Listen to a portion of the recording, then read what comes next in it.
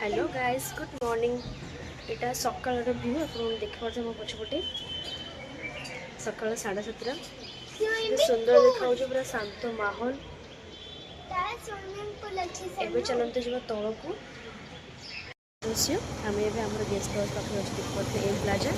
आम third floor तौल को आसी जाऊँ कहीं आमको नगर गोटे पेस्ट पेस्ट आने भूली जाइलु तो आम दुकान को जाऊँ गोटे पेस्ट नहीं मामा गुड मॉर्निंग कहते समस्त को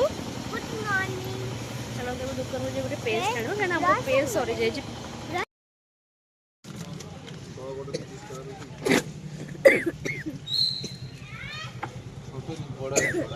दे दीजिए जो भी है दे दीजिए कोई बात नहीं। सकाल व्यूज आप देखिपे दीघार 7:35 आम पेस्ट कलगेट डिस्प्ले नहीं आसु मो सान भाई चलते ए जो ऊपर कहीं सकाल सकाल लगी दीजिए भोक तो ब्रश फ्रश छाड़ी फ्रेश ही खाबार दरबार करके पुणी बाहरी जा घर को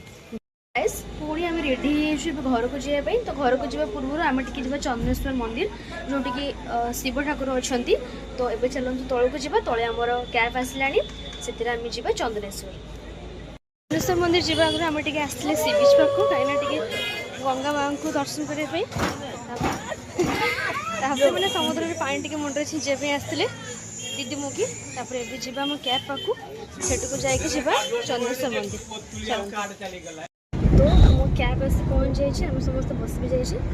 पहुँचा आमको 10-15 मिनट लगे बेस दूर में पाखे अच्छी सब चलते जा मंदिर देखो सांग मैंने फाइनाली आम आसिक पहुँच जाइए चंदनेश्वर मंदिर रे हर हर महादेव शिव शंभु को दर्शन करने महादेव को दर्शन कले आपंकर सब पाप क्षय होता है।